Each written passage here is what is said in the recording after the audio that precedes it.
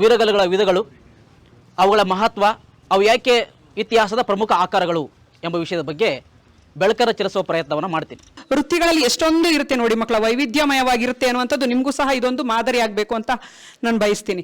ಅಂಬೇಡ್ಕರ್ ಏನು ಹೇಳಿದಾರೆ ಗೊತ್ತಾ? ಇತಿಹಾಸ ತಿಳಿದವನು ಇತಿಹಾಸ ನಿರ್ಮಿಸಕ್ಕೆ ಸಾಧ್ಯನೇ ಇಲ್ಲ ಅಂತ ಹೇಳಿದ್ದಾರೆ. ಈ ಅಗ್ರಹಾರ ಇದೆಯಲ್ಲ, ಇದು ವಿದ್ಯಾರ್ಥಿಗಳ ಮೂರುಂಡಿ ಅಂತ ಹೆಸರು ಪಡೆದು ಬಿಟ್ಟಿರುತ್ತೆ. ಭಾರತ್ ಮಾತಾ ಕಿ ನೀವೇ ಹೇಳ್ರಿ ಜೋರಾಗಿ. ನಾವೊಂದು ಸೋದರಿ ನಿವೇದಿತಾ ಪ್ರತಿಷ್ಠಾನ ಅಂತ ಒಂದು ಸಂಘಟನೆಯಿಂದ ಬಂದಿದ್ದೀವಿ.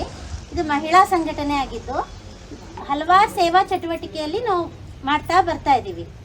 ಸ್ಲಮ್ಗಳಲ್ಲಿ ನಾವು ಮಕ್ಕಳಿಗೆ ವಿದ್ಯೆ ಹೇಳ್ಕೊಡೋವಂಥದ್ದು ಇಂಥ ತುಂಬ ಇದೆ. ಕಲ್ಯಾಣಿ ಕ್ಲೀನ್ ಮಾಡೋ ಅಂಥದ್ದು.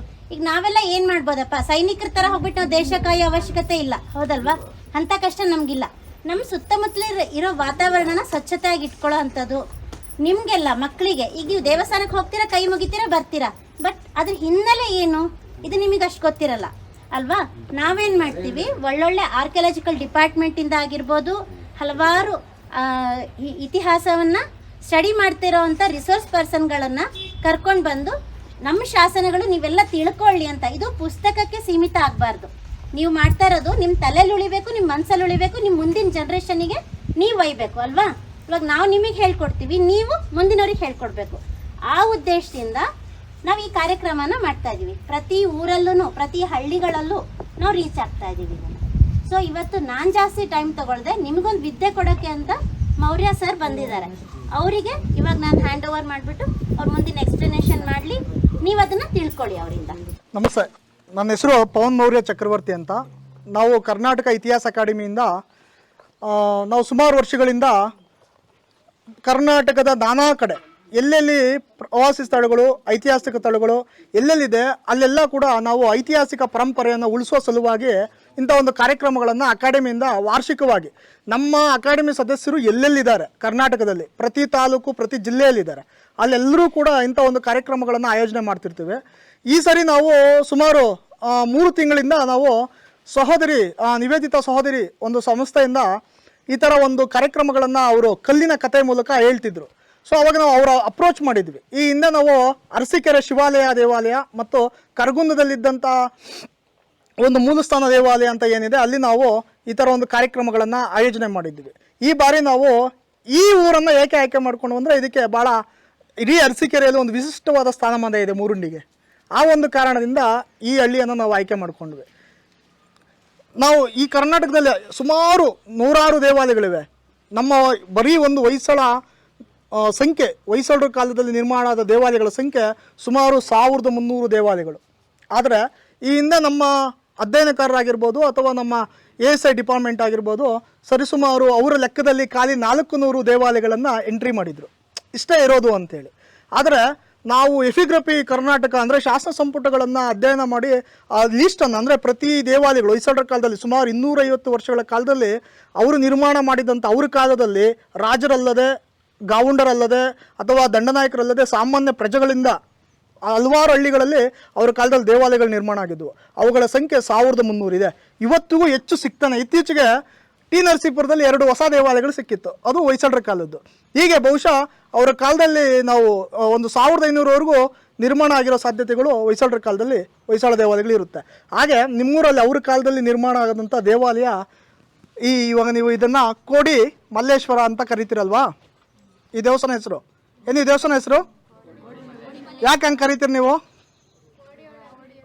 ಕೋಡಿ ಹತ್ರ ಅದಕ್ಕೆ ಇದರ ಮೂಲ ಹೆಸರು ಏನು ಗೊತ್ತಾ? ದೇವಾಲಯದ ಹೆಸರು ಹಾಂ ಗೊತ್ತಿಲ್ವಾ? ಶಾಸನದಲ್ಲಿ ಈ ದೇವಾಲಯ ಹೆಸರು ಏನು ಉಲ್ಲೇಖ ಆಗಿದೆ ಅಂದರೆ ಮೂಲಸ್ಥಾನೇಶ್ವರ ಅಂತ. ಏನಾಗಿದೆ? ಇದರ ಪ್ರಾಚೀನ ಹೆಸರು ಮೂಲಸ್ಥಾನೇಶ್ವರ. ಯಾರು ಕಟ್ಟಿದ್ ಗೊತ್ತಾ ಈ ದೇವಾಲಯನ? ಹೊಯ್ಸಳರು. ಯಾವ ರಾಜ ಕಟ್ಟಿದ್ ಗೊತ್ತಾ? ರಾಜ ಕಟ್ಟಿದ್ದಲ್ಲ, ಒಬ್ಬ ಹೆಗ್ಗಡೆ ಕಟ್ಟಿದ್ದು. ಹೆಗ್ಗಡೆ ಅಂದರೆ ಅವನು ಹಳ್ಳಿಗಳಲ್ಲಿ ಕಡತಗಳನ್ನು ನೋಡ್ಕೊಳ್ತಿದ್ದಂಥ ಒಬ್ಬ ಅಧಿಕಾರಿ. ಅವನ ಪೇರ್ಗಡೆ ಅಂತ ಕರಿತಿದ್ರು. ಅಂದರೆ ಅವನ ಕಡತ ಪೇರ್ಗಡೆ ಅಂತ ಕೂಡ ಕರಿತಿದ್ರು, ಶಾಸ್ತ್ರಗಳಲ್ಲಿ ಕರೀತಾರೆ. ಅಂದರೆ ಕಡತಗಳ ವ್ಯವಹಾರಗಳನ್ನು ನೋಡ್ಕೊಳ್ತಿದ್ದಂಥ ಒಬ್ಬ ಅಧಿಕಾರಿ ಅವನು ಈ ದೇವಾಲಯನ ಕಟ್ಟಿದ್ದು. ಅವನ ಹೆಸರು ನಾಕಿರಾಜ ಅಂತ. ನಾಕಿರಾಜ, ಅವನು ಹೆಗ್ಗಡೆ ನಾಕಿರಾಜ ಅಂತಲೇ ಅವನ ಹೆಸರು. ಅವನು ಈ ದೇವಾಲಯನ ನಿರ್ಮಾಣ ಮಾಡಿದ್ದು. ಯಾರ ಕಾಲದಲ್ಲಿ ಅಂದರೆ ಹೊಯ್ಸಳ ರಾಜ ವೀರಬಲ್ಲಾಳನ ಕಾಲದಲ್ಲಿ 174ರಲ್ಲಿ ದೇವಾಲಯ ನಿರ್ಮಾಣ ಆಗ್ತದೆ. ಎಷ್ಟರಲ್ಲಿ? 74ರಲ್ಲಿ. ನೀವು ಹಳೇಬೀಡು, ಬೇಲೂರು ಎಲ್ಲ ನೋಡಿದಿರಲ್ಲ, ಹೇಗೆ ಕಾಣಿಸುತ್ತಾ ದೇವಾಲಯಗಳು? ಅಂದರೆ ಹೀಗೆ ಕಾಣುತ್ತಾ, ಇದಕ್ಕಿಂತ ಚೆನ್ನಾಗಿ ಕಾಣುತ್ತಾ? ನೋಡಿದ್ದೀರಾ? ಜವಗಲ್ಲಲ್ಲಿ ನೋಡಿದ್ದೀರಾ? ಸೋಮನಾಥಪುರ ನೋಡಿದ್ದೀರಾ? ನೋಡಿ, ಆ ದೇವಾಲಯಗಳನ್ನೆಲ್ಲ ರಾಜರು, ದಂಡನಾಯಕರು, ಮಹಾ ಶ್ರೀಮಂತ ವರ್ಗ ಅಂದರೆ ವ್ಯಾಪಾರಿ ವರ್ಗದವರು ನಿರ್ಮಾಣ ಮಾಡ್ತಿದ್ರು ಆ ದೇವಾಲಯಗಳನ್ನು. ಆ ಥರ ನಿಮಗೆ ಕೋರಮಂಗಲ ಗೊತ್ತಾ? ನಿಮ್ಮ ಹಾಸನ ಜಿಲ್ಲೆಯಲ್ಲಿ ಒಂದು ಕೋರಮಂಗಲ ಅಂತ ಇದೆ, ಅದಾಗಿರ್ಬೋದು.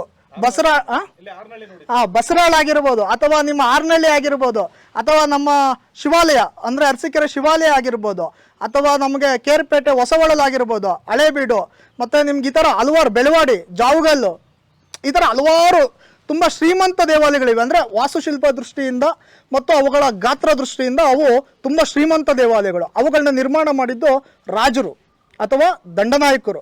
ಅವರು ಬಿಟ್ಟರೆ ಅವರ ಮುಡಿದಿಯರು ಅಂದರೆ ರಾಣಿಯರು ನಿರ್ಮಾಣ ಮಾಡ್ತಿದ್ರು.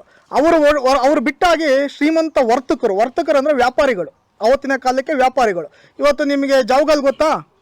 ಜಾವಗಲ್ಲಲ್ಲಿದ್ದಂಥ ವರ್ತಕರು ದೇಶೀಯವಾಗಿ ವ್ಯಾಪಾರ ಮಾಡ್ತಿದ್ರು, ಹೊರದೇಶಕ್ಕೂ ವ್ಯಾಪಾರ ಮಾಡ್ತಿದ್ರು ಆ ಕಾಲದಲ್ಲಿ, ಅಂದರೆ ಹೊಯ್ಸಳರ ಕಾಲದಲ್ಲಿ. ಹಾಗಾಗಿ ನೀವು ಜಾವಗಲ್ಲಲ್ಲಿ ಆ ಜಾವಗಲ್ ನಗರ ನಿರ್ಮಾಣ ಆಗಿದ್ದು ಇಂಥ ವರ್ತಕರಿಂದ ಅಂದರೆ ವ್ಯಾಪಾರಿಗಳಿಂದ. ಅದಕ್ಕಾಗಿ ಅವರು ಹೆಚ್ಚು ಅವ್ರ ಹತ್ರ ಹಣ ಇದ್ದ ಕಾರಣದಿಂದ ಲೋಕೋಪಯೋಗಿ ಕೆಲಸಗಳನ್ನು ಮಾಡ್ತಿದ್ರು. ಲೋಕೋಪಯೋಗಿ ಕೆಲಸಗಳಂದರೆ ಲೋಕಕ್ಕೆ ಕಲ್ಯಾಣ ಆಗುವಂಥವು, ಜನರಿಗೆ ಎಲ್ಲರಿಗೂ ಬೇಕಾಗುವಂಥ ಕೆಲಸವನ್ನು ಮಾಡ್ತಿದ್ರು. ಹಾಗಾಗಿ ನಿಮಗೆ ಅವರು ಇಡೀ ಜಾವಗಲ್ಲು ಡೆವಲಪ್ ಆಗಿದ್ದು ಅಂಥ ವರ್ತಕರಿಂದ. ಅಂಥವರು ಅಂಥ ದೇವಾಲಯಗಳನ್ನು ನಿರ್ಮಾಣ ಮಾಡ್ತಿದ್ರು. ಹಾಗಾದರೆ ಇಂಥ ದೇವಾಲಯಗಳನ್ನ ಯಾರು ಮಾಡ್ತಿದ್ರು? ಈ ಹಳ್ಳಿಗಳನ್ನು ನೋಡ್ಕೊಳ್ತಿದ್ದಂಥ ಗಾವುಂಡರಾಗಿರ್ಬೋದು, ನಾಡಪ್ರಭುಗಳಾಗಿರ್ಬೋದು, ಆವತ್ತಿನ ಕಾಲದ ಅಧಿಕಾರಿ ವರ್ಗ ಏನಿರ್ತಿದ್ರು ಅವರು, ಮತ್ತು ಹೆಗ್ಗಡೆಗಳಂಥವರು, ಇಂಥವರು, ಮತ್ತು ನರ್ತಿಕೆಯರು, ದೇವಾಲಯಗಳಲ್ಲಿ ನರ್ತನೆ ಮಾಡ್ತಿದ್ದಂಥ ನರ್ತಿಕೆಯರು, ಅವರು ಕೂಡ ಹಲವಾರು ದೇವಾಲಯಗಳನ್ನು ನಿರ್ಮಾಣ ಮಾಡಿರೋದು ಶಾಸನಗಳಲ್ಲಿ ಸಿಗುತ್ತೆ. ಅಂಥ ಒಂದು ದೇವಾಲಯದಲ್ಲಿ ತುಂಬ ಸಣ್ಣದಾಗಿರುವಂಥ ದೇವಾಲಯ ಈ ಊರಲ್ಲಿ, ಅಂದರೆ ನಮ್ಮ ಇಡೀ ಹಳೆ ಮೈಸೂರು ಜಿಲ್ಲೆ, ಹಳೆ ಮೈಸೂರಲ್ಲಿ ಸುಮಾರು 9 ಜಿಲ್ಲೆಗಳು ಬರ್ತವೆ. ಹಳೆ ಮೈಸೂರು ಅಂದರೆ ನಮ್ಮ ಹಳೆ ಮೈಸೂರು ರಾಜ್ಯದಲ್ಲಿ 9 ಜಿಲ್ಲೆಗಳು ಬರ್ತವೆ. ಅಂಥ ಜಿಲ್ಲೆಗಳಲ್ಲಿ ಇಂಥ ದೇವಾಲಯಗಳ ಸಂಖ್ಯೆ ತುಂಬ ಹೆಚ್ಚಾಗಿವೆ. ಎಷ್ಟಿವೆ ಅಂದರೆ ಇವತ್ತು ಪ್ರತಿ ಹಳ್ಳಿಗೆ ಹೋದ್ರೂ ಒಂದಲ್ಲ ಒಂದು ಕುರುಹು, ಪ್ರಾಚೀನ ಐತಿಹಾಸಿಕ ಕುರುಹು ಸಿಗ್ತದೆ. ಎಷ್ಟು ಸಿಗುತ್ತೆ? ಒಂದಲ್ಲ ಒಂದು ಕುರು ಸಿಗ್ತದೆ. ಸೊ ನಿಮ್ಮೂರಲ್ಲೇ ನಾವು 2 ದೇವಾಲಯ ಇದೆ. ಯಾವ್ಯಾವುದು? ಚನ್ನಕೇಶವ ದೇವಾಲಯ ನೀವೆಲ್ಲ ಸೇರಿ ಹಾಳು ಮಾಡಿಬಿಟ್ಟಿದ್ದೀರ. ಏನು ಮಾಡಿದ್ದೀರಾ? ಹಾಳು ಮಾಡಿಬಿಟ್ಟಿದ್ದೀರ. ಅಂದರೆ ಅದ್ರ ದೇವಾಲಯ ಸಂಪೂರ್ಣ ನಾಶ ಮಾಡಿ ವಿಗ್ರಹ ಮಾತ್ರ ಅನಾಥ ಸ್ಥಿತಿಯಲ್ಲಿ ವಿಗ್ರಹ ಇಟ್ಟಿದ್ದೀರಾ. ಹೌದಾ ಅಲ್ವೋ? ಇಟ್ಟಿದ್ದೀರಾ ಇಲ್ವೋ? ಸೊ ಇದನ್ನು ನೀವು ಧರ್ಮೋತ್ಥಾನ ಸಂಸ್ಥೆ ಮತ್ತು ಪುರಾತತ್ವ ಇಲಾಖೆ ವತಿಯಿಂದ ಈ ದೇವಾಲಯ ಜೀರ್ಣೋದ್ಧಾರ ಆಗಿ ಇವತ್ತು ಸುಸ್ಥಿತಿಯಲ್ಲಿ ನೀವು ನೋಡ್ಬೋದು. ಇದನ್ನು ಮುಂದೆ ಇದಕ್ಕೆ ನೀವು ಪೂಜೆ ಪುನಸ್ಕಾರ ಇಲ್ಲದೆ ಅಥವಾ ಇದನ್ನು ಹಾಗೆ ಬಿಟ್ಟರೆ ಇದು ಮತ್ತೆ ನಾಶ ಆಗಿಬಿಡುತ್ತೆ. ಸೊ ಇದನ್ನು ಉಳಿಸ್ಕೊಳ್ಬೇಕು. ಯಾಕೆ ಉಳಿಸ್ಕೊಳ್ಬೇಕಂದ್ರೆ ಈ ಊರಿನ ಇತಿಹಾಸ ಇರೋದೇ ಈ ಥರ ಒಂದು ಐತಿಹಾಸಿಕ ನೆಲೆಗಳಲ್ಲಿ. ಇವು ಇದ್ದಾಗ ಮಾತ್ರ ಮೂರುಂಡಿಗೆ ಇತಿಹಾಸ. ಏನು? ನಿಮ್ಮೂರಲ್ಲಿ, ನಿಮ್ಮ ಇಡೀ ಕರ್ನಾಟಕದಲ್ಲಿ ಮೊದಲ ಕನ್ನಡ ಶಾಲೆ ಎಲ್ಲಿತ್ತು ಗೊತ್ತಾ? ಯಾರಿಗಾದ್ರೂ ಗೊತ್ತಾ? ಕರ್ನಾಟಕ ಮೊದಲ ಕನ್ನಡ ಶಾಲೆ ಗೊತ್ತಾ? ಎಲ್ಲಿತ್ತು ಗೊತ್ತಾ? ಮೂರುಂಡಿಯಲ್ಲಿತ್ತು. ಎಲ್ಲಿತ್ತು? ಮೂರುಂಡಿಯಲ್ಲಿತ್ತು. ನಮಗೆ ಕರ್ನಾಟಕದಲ್ಲಿ ಹಲವಾರು ಮಹಾಘಟಿಕಾ ಸ್ಥಾನಗಳು ಸಿಗುತ್ತೆ. ಮಹಾಘಟಿಕಾ ಸ್ಥಾನಗಳಂದ್ರೆ ಯೂನಿವರ್ಸಿಟಿಗಳಂತ. ಇವಾಗ ನಾವು ಮೈಸೂರಲ್ಲಿ ಯೂನಿವರ್ಸಿಟಿ ನೋಡ್ತೀವಿ, ಬೆಂಗಳೂರಲ್ಲಿ ನೋಡ್ತೀವಿ, ಅಲ್ಲೆಲ್ಲೋ ಹಂಪಿಯಲ್ಲಿ ನೋಡ್ತೀವಿ, ಮಂಗಳೂರಲ್ಲಿ ನೋಡ್ತೀವಿ, ಶಿವಮೊಗ್ಗದಲ್ಲಿ ನೋಡ್ತೀವಿ, ಕಲಬುರಗಿಯಲ್ಲಿ ನೋಡ್ತೀವಿ. ಇವೆಲ್ಲ ಏನೋ ಯೂನಿವರ್ಸಿಟಿಗಳು. ಮತ್ತು ನೀವು MA ಕಾಲೇಜುಗಳನ್ನು ನೀವೆಲ್ಲ ಕಡೆ ನೋಡ್ತೀರಾ, ಸುಮಾರು ಕಡೆ ಇದೆ. ಇವಾಗ ತಾಲೂಕು ಒಂದೊಂದು MA ಕಾಲೇಜುಗಳಾಗ್ಬಿಟ್ಟಿವೆ. ಸೊ ಅವುಗಳೆಲ್ಲ ಘಟಿಕಾ ಸ್ಥಾನಗಳಿದ್ದಂತೆ. ಘಟಿಕಾ ಸ್ಥಾನಗಳಲ್ಲಿ ನಿಮಗೆ ಎಂಥ ಶಿಕ್ಷಣ ಹೇಳ್ಕೊಡ್ತಿದ್ರು ಅಂದರೆ ಉನ್ನತ ಶಿಕ್ಷಣ. ಅಂದರೆ ಆಗಿನ ಪ್ರಾಚೀನ ಕರ್ನಾಟಕದಲ್ಲಿ ವ್ಯಾಕರಣ, ತರ್ಕ, ತತ್ವಶಾಸ್ತ್ರ, ಮೀಮಾಂಸೆ, ಪ್ರಭಾಕರ ಶಾಸ್ತ್ರ, ವೇದಗಳು. ಪ್ರಭಾಕರ ಶಾಸ್ತ್ರ ಅಂದರೆ ಸೂರ್ಯ ಸಿದ್ಧಾಂತ ಅಂತ. ಸೂರ್ಯ ಸಿದ್ಧಾಂತವೂ ಒಂದು ಅವತ್ತಿನ ಕಾಲದ ಶಿಕ್ಷಣ ಆಗಿತ್ತು. ಈ ರೀತಿ ಹಲವಾರು ಶಿಕ್ಷಣಗಳನ್ನು ಆ ಯೂನಿವರ್ಸಿಟಿಗಳಲ್ಲಿ ಹೇಳ್ಕೊಡ್ತಿದ್ರು. ಹಾಗಾದರೆ ಆ ಯೂನಿವರ್ಸಿಟಿಗೆ ಮಕ್ಕಳು ಅಂದರೆ ಘಟಿಕಾ ಸ್ಥಾನಗಳಿಗೆ ಹೋಗ್ಬೇಕಾದ್ರೆ ಪ್ರಾಥಮಿಕ ಶಿಕ್ಷಣ ಇರಬೇಕೋ ಬೇಡವೋ? ಪ್ರೈಮರಿ ಎಜುಕೇಷನ್ ಬೇಕೋ ಬೇಡವೋ? ಆ ಥರ ಪ್ರೈಮರಿ ಎಜುಕೇಷನ್ ಒಂದೇ ಒಂದು ಉದಾಹರಣೆ ಸಿಕ್ಕಿದೆ ಅಂದರೆ ಅದು ಎಲ್ಲಿ ಅಂದರೆ ಈ ಮೂರುಂಡಿ ಗ್ರಾಮದಲ್ಲಿ ದಾಖಲೆ ಸಿಕ್ಕಿರೋದು ನಮಗೆ. ಎಲ್ಲಿ? ಮೂರುಂಡಿ ಗ್ರಾಮದಲ್ಲಿ ಪ್ರಾಥಮಿಕ ಶಿಕ್ಷಣದ ಕುರಿತು ಮೊಟ್ಟ ಮೊದಲಿಗೆ ಕನ್ನಡ ಶಾಸನಗಳಲ್ಲಿ ಉಲ್ಲೇಖ ಆಗ್ತದೆ. ಅದನ್ನೇನಂತ ಕರೆದಿದ್ದಾರೆ ಅಂದರೆ ಕರ್ನಾಟಕ ಭಾಷಾ ಕಲಿಕಾ. ಏನು? ಕರ್ನಾಟಕ ಭಾಷಾ ಕಲಿಕಾ. ಕರ್ನಾಟ ಅಂದರೆ ಕನ್ನಡ ಅಂತ, ಅದರ ಹೆಸರು ಕರ್ನಾಟ, ಕನ್ನಡ ಭಾಷಾ ಕಲಿಕಾ. ಆ ಒಂದು ಕೇಂದ್ರ ಆಗಿತ್ತು ಮೂರುಂಡಿ. ಈ ದೇವಾಲಯಕ್ಕೆ ದಕ್ಷಿಣ ದಿಕ್ಕಿಗೆ ಎಲ್ಲಿತ್ತು? ಇವತ್ತು ನಿಮ್ಮ ಹಳೆ ಸ್ಕೂಲ್ ಇದೆಯಲ್ಲ, ಹಳೆ ಸ್ಕೂಲ್, ಪ್ರೈಮರಿ ಸ್ಕೂಲ್ ಇತ್ತಲ್ವೇನಪ್ಪ, ಅದೇ ಜಾಗವೇ ನಿಮಗೆ ಸುಮಾರು 800 ವರ್ಷಗಳ ಹಿಂದೆ ಪ್ರಾಥಮಿಕ ಶಾಲೆ ಇತ್ತು ಅಲ್ಲಿ. ಗೊತ್ತಾ ನಿಮಗೆ? ಅಲ್ಲೊಂದು ಶಾಸನ ಸಿಕ್ಕಿತ್ತು, ಗೊತ್ತಾ ನಿಮಗೆ? ಅದೇ ಶಾಲೆಯಲ್ಲಿ ಒಂದು ಶಾಸನ ಸಿಕ್ಕಿತ್ತು, ತಾಮ್ರ ಶಾಸನ ಒಂದು ಸಿಕ್ಕಿತ್ತು ನಮಗೆ. ಇಲ್ಲಿ ಕಲ್ಲಿನ ಶಾಸನ ಇದೆ ಆ ಕಡೆಗೆ, ದೇವಾಲಯದ ಪಕ್ಕ ಒಂದು ಕಲ್ಲಿನ ಶಾಸನ. ಅದರಲ್ಲಿ ಉಲ್ಲೇಖ ಆಗುತ್ತೆ ನಮಗೆ 1174ರಲ್ಲಿ ನಾಕಿರಾಜ ಈ ದೇವಾಲಯವನ್ನು ಕಟ್ತಾನೆ. ಈ ಹೆಗ್ಗಡೆ ಅವನು ನಾಕಿರಾಜ ಈ ದೇವಾಲಯವನ್ನು ನಿರ್ಮಾಣ ಮಾಡಿ ಈ ಕೆರೆಯನ್ನು ಅವನೇ ನಿರ್ಮಾಣ ಮಾಡ್ತಾನೆ. ಏನು? ಈ ಕೆರೆಯನ್ನು ನಾಕಿರಾಜ ನಿರ್ಮಾಣ ಮಾಡ್ತಾನೆ. ಎಷ್ಟು ವರ್ಷ ಆಯ್ತು ಅಲ್ಲಿಗೆ? 1174 ಅಂದರೆ ಸುಮಾರು 850ರಿಂದ 900 ವರ್ಷಗಳ ಇತಿಹಾಸ ಈ ಕೆರೆಗಿದೆ. ಈ ಕೋಡಿ ಪಕ್ಕ ಅವನೇ ಈ ಕೆಳಗಡೆ ಈ ಒಂದು ಭೂಮಿ ಏನಿದೆ, ಕೆಳಗಡೆ ಫಲವತ್ತಾದ ಭೂಮಿ, ಅದನ್ನು ಇದಕ್ಕೆ ದತ್ತಿ ಕೊಟ್ಟಿರ್ತಾನೆ. ಈ ದೇವಾಲಯಕ್ಕೆ ಏನು ಕೊಟ್ಟಿರ್ತಾನೆ? ದತ್ತಿ ಕೊಟ್ಟಿರ್ತಾನೆ. ಯಾಕೆ ದತ್ತಿ ಕೊಡ್ತಾನೆ? ಒಬ್ಬ ರಾಜ ಯಾಕೆ ದತ್ತಿ ಕೊಡ್ತಾನೆ? ಇದಕ್ಕೆ ಪೂಜಾ ಪುನಸ್ಕಾರಗಳು ಸದಾಕಾಲ ನಡಿಬೇಕು, ನಂದಾದೀಪಕ್ಕೆ ಅಂದರೆ ಇದರಲ್ಲಿ ದೀಪ ಸದಾಕಾಲ ಉರಿಬೇಕು, ಮತ್ತು ಈ ದೇವಾಲಯದ ಆಗು ಹೋಗುಗಳಿಗೆ ಅವನು ದತ್ತಿ ಕೊಡ್ತಾ ಇದ್ದ. ಸೊ ಹಾಗಾಗಿ ಈ ದೇವಾಲಯ ಸರ್ವಕಾಲಕ್ಕೂ ತುಂಬ ವ್ಯವಸ್ಥಿತವಾಗಿ ಎಲ್ಲ ಸೌಕರ್ಯಗಳು ನಡ್ಕೊಂಡು ಹೋಗಲಿ ಅಂತ ಅವನು ದಾನ ಕೊಟ್ಟಿದ್ದಾನೆ. ಅದೇ ಕಾಲದಲ್ಲಿ 1174ರಲ್ಲಿ ಶ್ರೀಕರಣದ ಒಬ್ಬ ಹೆಗ್ಗಡೆ ಬರ್ತಾನೆ ಇಲ್ಲಿಗೆ. ಅವನ ಹೆಸರು ಎರೆಯಣ್ಣ ಅಂತ. ಏನೋ ಅವನ ಹೆಸರು? ಹೆಗ್ಗಡೆ ಎರೆಯಣ್ಣ ಅಂತ. ಅವನು ಈ ಊರಲ್ಲಿ ಮೊದಲಿಗೆ ಕನ್ನಡ ಶಾಲೆಯನ್ನು ಪ್ರಾರಂಭಿಸ್ತಾನೆ. ಯಾರೋ ಅವನ ಹೆಸರು? ಅವನು ಸೋವಿಯಣ್ಣ ಅನ್ನೋ ಒಬ್ಬ ಉಪಾಧ್ಯಾಯರನ್ನು ಕರೆತಂದು ಅವರಿಗೆ 12 ಗದಾಣ್ಯ ನಾಣ್ಯವನ್ನು ಕೊಡ್ತಾನೆ. ಎಷ್ಟು? 12 ಗದಾಣ್ಯ. ಅಂದರೆ ಗದಾಣ್ಯ ಅಂದರೆ ಚಿನ್ನದ ನಾಣ್ಯ ಅಂತ. ಏನು? 12 ಗದಾಣ್ಯ ಒಬ್ಬ ಅಧ್ಯಾಪಕರಿಗೆ ಕೊಡ್ತಾನೆ. ಮತ್ತು ಅವರಿಗೆ ಮಕ್ಕಳು ಎಷ್ಟು ಜನ ಇರ್ತಾರೆ ಅಂದರೆ 20 ಜನ ಮಕ್ಕಳು ಮಾತ್ರ ಈ ಶಾಲೆಯಲ್ಲಿ ಇರ್ತಾರೆ. ಎಷ್ಟು ಜನ ಇರ್ತಾರೆ? 20 ಜನ. ಅದರಲ್ಲಿ ಇವ್ರಿಗೆ 20 ಜನಕ್ಕೆ ಊಟ ಮಾಡಾಕೋದಕ್ಕೆ ಬಿಸಿ ಊಟ, ಅವ್ರಿಗೆ ಒಬ್ಬ ಬಾಣಸಗಿತ್ತಿಯನ್ನು ಇಟ್ಕೊಂಡಿರ್ತಾರೆ. ಆ ಬಾಣಸಗಿತ್ತಿಗೆ 3 ಗದಾಣ್ಯ ನಾಣ್ಯವನ್ನು ಕೊಡ್ತಾರೆ. ಎಷ್ಟು? ಅಂದರೆ 3 ಚಿನ್ನದ ನಾಣ್ಯವನ್ನು ಕೊಟ್ಟು ಅವರು ಇಲ್ಲಿ ಶಾಲೆಯನ್ನು ನಡೆಸ್ತಿರ್ತಾರೆ. ಎಷ್ಟರಲ್ಲಿ? 1074ರಲ್ಲಿ. ಬಿಸಿ ಊಟ ಕಲ್ಪನೆ ಇವಾಗಿಂದಲ್ಲ, ಆವಾಗಿಂದು. ಕನ್ನಡ ಶಾಲೆ ಆವಾಗಲೇ ಇತ್ತು. ಎಷ್ಟು ಜನ ಇದ್ರು ಸ್ಟೂಡೆಂಟ್ಸ್ ಎಲ್ಲ? 20 ಜನ ಇದ್ದರು. ಆಮೇಲೆ ಈ ಸೋವಿಯಣ್ಣ ಇದನ್ನಲ್ಲ, ಇವನು ಇಮ್ಮಡಿ ವೀರಬಲ್ಲಾಳನ ಕಾಲದಲ್ಲಿ ಅಂದರೆ 1194ರಲ್ಲಿ ಈ ಮೂರುಂಡಿ ಗ್ರಾಮವನ್ನು ದಾನವಾಗಿ ಪಡ್ಕೊಳ್ತಾನೆ. ಇಲ್ಲಿನ ಅಧ್ಯಾಪಕರಾಗಿದ್ರಲ್ಲ ಅವರು ಈ ಊರನ್ನು ಅವನು ದಾನವಾಗಿ ಪಡ್ಕೊಳ್ತಾನೆ ರಾಜನ ಹತ್ರ. ಎಷ್ಟರಲ್ಲಿ? 94ರಲ್ಲಿ. ಅಂದರೆ 20 ವರ್ಷಗಳಿಗೆ 20 ವರ್ಷಗಳ ಕಾಲ ಯಾವುದೇ ಕುಂದು ಕೊರತೆ ಇಲ್ಲದೆ ಇಲ್ಲಿ ಕನ್ನಡ ಬೋಧನೆ ಮಾಡ್ತಿದ್ರು ಮಕ್ಕಳಿಗೆ ಈ ಊರಲ್ಲಿ. ಆ ಸಲುವಾಗಿ ರಾಜನ ಹತ್ರ ಅವನು ಅದನ್ನು ಪಡ್ಕೊಳ್ತಾನೆ. ಮತ್ತು 1222ರಲ್ಲಿ ಇಮ್ಮಡಿ ವೀರಬಲ್ಲಾಳನ ಮಗ 2ನೇ ನರಸಿಂಹ ಅಧಿಕಾರಕ್ಕೆ ಬಂದಿರ್ತಾನೆ ಹೊಯ್ಸಳ ಸಾಮ್ರಾಜ್ಯದಲ್ಲಿ. ಆಗ ಈ ಶಾಲೆಗೆ ಎಷ್ಟು ವರ್ಷ ಆಗಿರುತ್ತೆ? 48 ವರ್ಷ ಆಗ್ಬಿಟ್ಟಿರುತ್ತೆ. ಎಷ್ಟಾಗಿರುತ್ತೆ? 48 ವರ್ಷಗಳ ಕಾಲ ಯಾವುದೇ ಕುಂದು ಕೊರತೆ ಇಲ್ಲದೆ ಈ ಈ ಒಂದು ಶಾಲೆ ನಡ್ಕೊಂಡು ಬಂದಿರುತ್ತೆ. ಆವಾಗ ಶಾಲೆಗೆ ಸೋವಿಯಣ್ಣ ಹೋಗ್ಬಿಟ್ಟು ರಾಜನ ಹತ್ರ ಕೇಳ್ತಾನೆ, ನನ್ನ ಮಗನಿಗೆ ಈ ವೃತ್ತಿಯನ್ನು ಕೊಡಿ ಅಂತ. ಅವನ ಮಗ ಸೋವಣ್ಣ ಅಂತ. ಏನೋ ಅವನ ಮಗ ಹೆಸರು? ಸೋವಣ್ಣನಿಗೆ ಅಧ್ಯಾಪಕನ ವೃತ್ತಿಯನ್ನು ಕೊಡಿ, ಅವನ ಮುಂದಿನ ಕನ್ನಡ ಶಾಲೆಯನ್ನು ಮುನ್ನಡೆಸ್ಕೊಂಡು ಹೋಗ್ತಾನೆ ಈ ಊರಲ್ಲಿ ಅಂತ. ಆಗ ರಾಜನ ಹತ್ರ ಇವರು ಬಿನ್ಹ ಮಾಡ್ತಾರೆ. ಯಾರು? ಸೋವಿಯಣ್ಣ ಬಿನ್ಹ ಮಾಡ್ತಾನೆ ರಾಜನ ಹತ್ರ. ಆ ಸಂದರ್ಭದಲ್ಲಿ ರಾಜ ಈ ಊರನ್ನು 25 ವೃತ್ತಿಗಳಾಗಿ ವಿಂಗಡಿಸ್ತಾನೆ. ಈ ಗ್ರಾಮವನ್ನು 25 ವೃತ್ತಿಗಳಾಗಿ ವಿಂಗಡಿಸ್ತಾನೆ. ಜೊತೆಗೆ ಈ ಗ್ರಾಮದಲ್ಲೇ ಅವನಿಗೆ ಏನು ಸಲ್ಲಬೇಕಾಗಿತ್ತು ದಾನ, ಇದು ನಮ್ಮ ಸುಂಕ ಎಲ್ಲ ಕೂಡ ಇವ್ರಿಗೆ ಬಿಟ್ಕೊಡ್ತಾನೆ ರಾಜ. ಇಲ್ಲಿ ಟ್ಯಾಕ್ಸ್ ಕಟ್ತಿದ್ದಾರಲ್ಲ ಅದೆಲ್ಲ ಬಿಟ್ಕೊಡ್ತಾರೆ. ಆಗ ಈ ಶಾಲೆಗೆ ಅವರು ಇಷ್ಟು ದಿನ ಎಷ್ಟು ಗದಾಣ್ಯ ಕೊಡ್ತಿದ್ದ? ಅವನಿಗೆ ಸುಮಾರು 44 ಗದಾಣ್ಯ, ಒಟ್ಟಾರೆ 44 ಗದಾಣ್ಯ ಬರ್ತಿತ್ತಿಲ್ಲ ವರಮಾನ. 88 ಗದಾಣ್ಯ ಕೊಡ್ತಾನೆ. ಆಮೇಲೆ ಇಮ್ಮಡಿ ನರಸಿಂಹ 88 ಗದಾಣ್ಯವನ್ನು ಬಿಟ್ಕೊಡ್ತಾನೆ.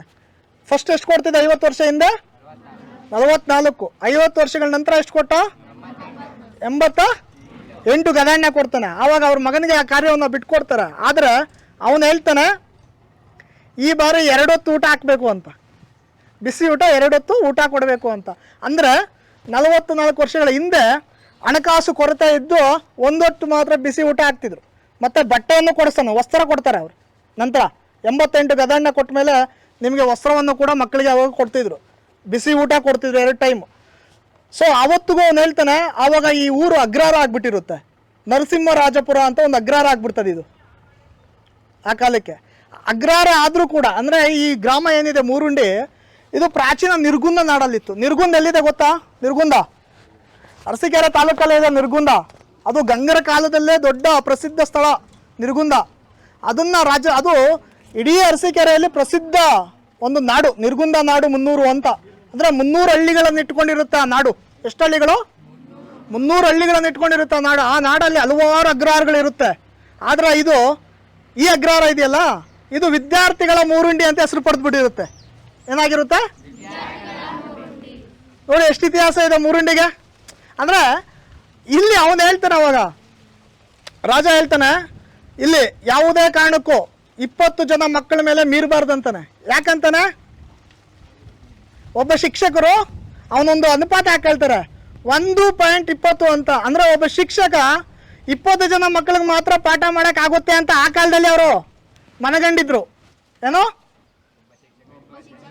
ಈಗ ನೀವು ಇಷ್ಟು ಜನ ಇದ್ದೀರಾ ಇಲ್ಲಿ ಮಕ್ಕಳು, ಇವಾಗ ನೀವೇನೋ ಬರೀತಾ ಇರ್ತೀರಾ, ನಾನು ಇಲ್ಲಿ ಹೇಳ್ತಾ ಇರ್ತೀನಿ ಅಂದ್ಕೊಳ್ಳಿ. ಇವಾಗ ನಾನು ಎಲ್ಲರದು ಬಂದು ಚೆಕ್ ಮಾಡೋಕ್ಕಾಗುತ್ತಾ? 20 ಜನ ಇದ್ರೆ ತಲೆ ಮೇಲೆ ಅಂದ್ಕೊಟ್ಟು ಎಲ್ಲ ನೋಡ್ತೀನಿ ತಾನೆ. ಸೊ ಆವಾಗ ಅವರು ಪರಿಗಣಿಸಿದ್ರು ರಾಜರು. ಅಂದರೆ ಮಕ್ಕಳ ಸಂಖ್ಯೆ ಯಾವುದು, ಅವನು ದುಡ್ಡು ಕೊಡ್ತಾನೆ ಜಾಸ್ತಿ, 88 ಗದಣ್ಣ ಕೊಡ್ತಾನೆ 50 ವರ್ಷ ಆದಮೇಲೆ. ಆದರೆ ಹಿಂದೆ 1174ರಲ್ಲಿ ಎಷ್ಟು ಜನ ಮಕ್ಕಳಿದ್ರು ಅಷ್ಟೇ ಇರಬೇಕಂತಾನೆ. ಯಾಕಂದರೆ ಮಕ್ಕಳಿಗೆ ಎಲ್ಲ ಜಾಸ್ತಿ ಆದಷ್ಟು ಕಲಿಸೋದಕ್ಕಾಗೋದಿಲ್ಲ ಅಂತ.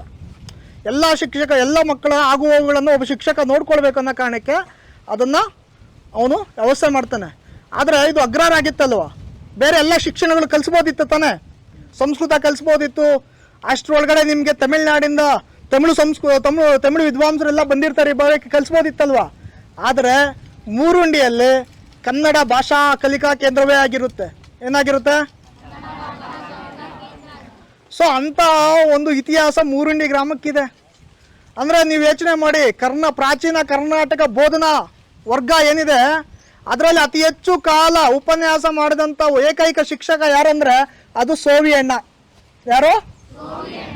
ಸೊ ಇವತ್ತು ನಮ್ಮ ಸರ್ಕಾರಗಳು ಶಿಕ್ಷಕರಿಗೆ ಕೊಡುವಂಥ ಪ್ರಾಶಸ್ತಿಗಳಾಗಿರ್ಬೋದು ಅಥವಾ ಇನ್ಯಾವುದೋ ಒಂದು ಅವರಿಗೆ ಕೊಡುವಂಥ ಒಂದು ಪ್ರೈಸಸ್ ಏನಿದೆ ಅವೆಲ್ಲ ಅವನ ಹೆಸರಲ್ಲಿ ಒಂದು ಮರುನಾಮಕರಣ ಮಾಡ್ಬೋದು ಸೋವಿಯಣ್ಣನ ಹೆಸರಲ್ಲಿ. ಅದು ನಮ್ಮ ಇತಿಹಾಸವನ್ನು ಮೆರುಗು ತರುವಂಥ ಒಂದು ಕೆಲಸ ಆಗ್ತದೆ. ಅದನ್ನು ಸರ್ಕಾರಗಳು ಮಾಡಬೇಕು. ಯಾಕಂದರೆ ಅಂಥ ಒಂದು ಕನ್ನಡಕ್ಕೆ ಇಂಥ ಒಂದು ಕಾಲದಲ್ಲಿ, ಹೊಯ್ಸಳರ ಕಾಲದಲ್ಲಿ ಇಷ್ಟೊಂದು ಆದ್ಯತೆ ಸಿಕ್ಕಿದ್ದಿದೆಯಲ್ಲ, ಅದು ಭಾಳ ದೊಡ್ಡದು. ಮತ್ತು ಇಂಥ ಒಂದು ಕನ್ನಡ ಶಾಲೆ ಆ ಕಾಲಕ್ಕೆ ಇತ್ತು ಅನ್ನೋದು ಈ ಊರಿನ ಇತಿಹಾಸದ ಒಂದು ವೈಭೋಗ ಅಂತ ಹೇಳ್ಬೋದು ನಾವು. ಸೊ ಹೀಗೆ ಹೊಯ್ಸಳರ ಕಾಲದಲ್ಲಿ ನಿಮಗೆ ಈ ಊರಲ್ಲಿ ಸುಮಾರು ಹೊಯ್ಸಳರು 250 ವರ್ಷಗಳ ಕಾಲ ರಾಜ್ಯಭಾರವನ್ನು ಮಾಡ್ತಾರೆ. ನೀವು ಉತ್ತರ ಭಾರತದಲ್ಲಿ ನಾನಾ ದಾಳಿಗಳಿಂದ ಜರ್ಜರಿತವಾಗೋಗಿರುತ್ತೆ, ಅಲ್ಲಿನ ಜನ ಶಾಂತಿಯಾಗೇ ಇರೋದಿಲ್ಲ. ಆದರೆ ಹೊಯ್ಸಳರು ನಮ್ಮನ್ನು ಇಲ್ಲಿ ಶಾಂತಿಯಾಗೇ ಇಟ್ಟಿರ್ತಾರೆ. ಇವತ್ತು ಉತ್ತರ ಭಾರತ ಕಡೆ ನೀವು ಹೋದರೆ ಅಲ್ಲಿನ ಜನ ವ್ಯವಸ್ಥೆಯನ್ನು ನೋಡ್ಬೋದು ನೀವು. ಆದರೆ ನಮ್ಮ ಭಾಗದಲ್ಲಿ ಹಂಗಿದೆಯಾ? ಯಾಕೆ? ನಮ್ಮ ರಾಜರು ಹಾಗೆ ನಮ್ಮನ್ನು ಇಟ್ಟಿರಲಿಲ್ಲ, ವ್ಯವಸ್ಥಿತವಾಗಿತ್ತು. ನಮಗೆ ಎಲ್ಲ ಕೆಲಸ ಕಾರ್ಯಗಳನ್ನು ಮಾಡಿದ್ದಾರೆ. ಸಾವಿರಾರು ಕೆರೆಗಳನ್ನು ನಿರ್ಮಾಣ ಆಗಿದೆ. ಗಂಗರ ಕಾಲದಿಂದ ಕೂಡ ಕೆರೆಗಳು ಇವತ್ತಿಗೂ ಸುಸ್ಥಿತಿಯಲ್ಲಿದೆ. ನೀವು ಹೋಗಿ ನೋಡ್ಬೋದು. ನೋಡಿ, ಇದು ನಿಮಗೆ 900 ವರ್ಷಗಳಿಂದ ಕೆರೆ ಇದೆ. ಇವತ್ತೇನಾದ್ರೂ ಆಗಿದೆಯಾ ನೋಡಿ. ಸೊ ಈ ಥರ ಲೋಕೋಪಕಾರಿಗಳನ್ನು ಹೊಯ್ಸಳರು ಆ ಕಾಲದಿಂದನೂ ಮಾಡ್ತಿದ್ರು. ಪ್ರತಿ ಹಳ್ಳಿಯಲ್ಲಿ ಇಂಥ ದೇವಾಲಯಗಳಿದೆ. ಹೊಯ್ಸಳರ ಕಾಲದ ಸುಮಾರು ಹಳ್ಳಿಗಳಲ್ಲಿ ಈ ಥರ ದೇವಾಲಯಗಳಿವೆ. ಇವೆಲ್ಲ ಉಳಿಸ್ಕೊಳ್ಬೇಕು ನಾವು. ಅವು ಉಳಿಸ್ಕೊಂಡಾಗ ಮಾತ್ರ ನಮ್ಮ ಚರಿತ್ರೆ ಉಳಿಯುತ್ತದೆ. ಈ ಚರಿತ್ರೆಯಿಂದ ನಮಗೇನು ಉಳಿತು ಹೇಳಿ? ಅಂಬೇಡ್ಕರ್ ಏನು ಹೇಳಿದ್ದಾರೆ ಗೊತ್ತಾ? ಹೇಳಿದ್ದಾರೆ, ಏನು ಗೊತ್ತೇಳಿ ನೋಡೋಣ. ಇತಿಹಾಸ ತಿಳಿದವನು ಇತಿಹಾಸ ನಿರ್ಮಿಸೋಕ್ಕೆ ಸಾಧ್ಯನೇ ಇಲ್ಲ ಅಂತ ಹೇಳಿದ್ದಾರೆ. ನಾವು ತಿಳ್ಕೊಳ್ಬೇಕು. ನಮ್ಮ ನೆಲದ ಇತಿಹಾಸ ನಾವು ತಿಳಿದಾಗ ಮಾತ್ರ ನಾವು ಚಾರಿತ್ರಿಕವಾಗಿ ಬದುಕೋಕ್ಕೆ ಸಾಧ್ಯ. ಒಳ್ಳೆ ಮೌಲ್ಯಗಳನ್ನು ನಮ್ಮ ಜೀವನದಲ್ಲಿ ಅಳವಡಿಸ್ಕೊಳ್ಳೋಕ್ಕೆ ಸಾಧ್ಯ.